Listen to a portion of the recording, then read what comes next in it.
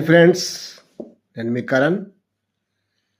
మనసుతో నీ మనసుతో మనసుతో మనం మాట్లాడుకోవాలి.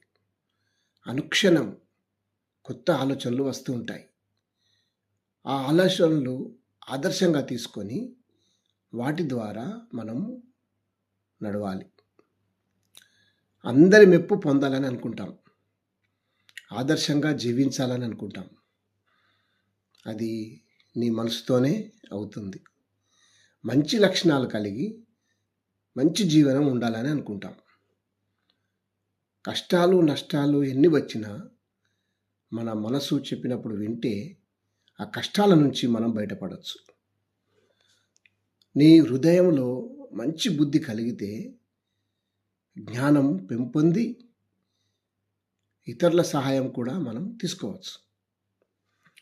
సహనంతో జీవిస్తూ మనసు తప్పక వింటుంది. నీ మనసు నీకు వినకపోతే, నీ ఆధీనంలో ఉండకపోతే నువ్వు ఇక నీ జీవితం అధోగతి పాలైనట్టే.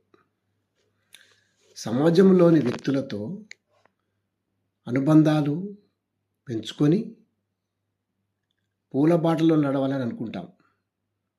కానీ అదే పూల బాటలో ముళ్ళుంటాయని తెలుసుకో. మంచితనం నీ జీవితంలో ఉంచుకుంటే ఆ ముళ్ళు కూడా గుచ్చుకోకుండా పూలగా మారతాయి.